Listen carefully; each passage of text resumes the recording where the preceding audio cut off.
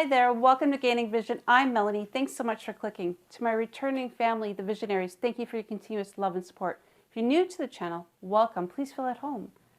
Have you had an opportunity to hit that subscribe button yet? If not, go ahead, hit subscribe, and please don't forget to like and share. You know me, I love listening to what's going on in the world in different media sources. But I've always mentioned the mass media has a little bit of a bias. They have their own agenda and narrative. So I'm always looking for those stories that are from different sources that are reliable.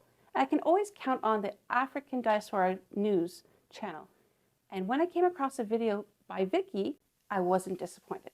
A hearing in the United States that was happening.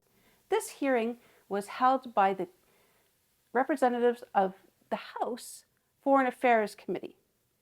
And the topic was examining the bilateral relationship between South Africa and the United States. It was held and led by John James, a conservative leader. And he was talking about how the relationship and the party of the ANC has evolved, is no longer the party of Nelson Mandela. Let's take a listen to what he had to say. It's clear that the African National Congress of today is no longer the party of Nelson Mandela. While the South African story is one of hope, reconciliation, and determination, the ANC today is motivated by perpetuating a system of elite capture built on corruption and increasing government dependence through its National Democratic Revolution. And while clearly deepening relations with the Chinese Communist Party and Putin's Russia. As a black man, I carry the knowledge of my own country's historical burden of inequality. And as a conservative black man, I understand that hard work, perseverance, and getting a shot pays off. That is clearly not the case in South Africa's ruling party, where nearly 30 years into ANC rule, the South African people are more dependent than ever on a state that fails to consistently provide even the most basic services and provides bad policy. Now guys, I don't know about you, but I had to shake my head when I heard this. First and foremost, the House of Representatives can't even pick their own speaker for their own house. They can't even find a spending bill in the United States to take care of the citizens of the United States. And yet they have the time and audacity to talk about South Africa and the way that they're holding and offering their country. The reality is they're afraid. And let's break it down. So yes, I can say that I'm sure there are many South Africans that are not pleased with the way the ANC is running South Africa. And I'm sure many leaders are not happy about how the relationships between the US and South Africa are going, despite the fact that Minister Pandor has spoken several times across the globe about the importance of the trade relationship between the United States and South Africa. She also talked about the fact of the matter is it's important to have many different trade relationships with countries across the globe.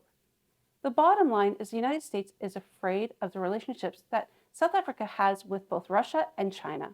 As well, they're afraid that they're part of BRICS.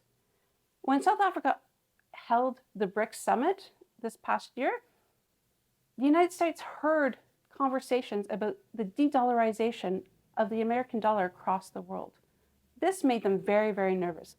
People are sitting on their lap, on their chest, and they're feeling the pressure.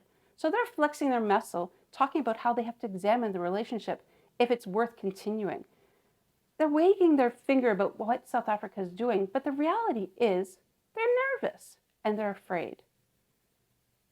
But do they think that by strong-arming South Africa to do what they want to do and not lead their country the way they want to is going to work? I don't think so. Whether the ANC is in power or a different political party gets in the elections of 2024, the reality is South Africa is going to have their own mind and they're going to have their own agenda, and who they have relationships with is up to South Africa.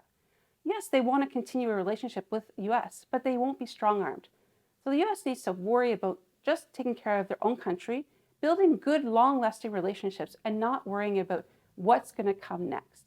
Sure, they can prepare and analyze and talk, but not behind closed doors in this hearing. They should be having open dialogues across the globe so everybody can hear what their agenda is.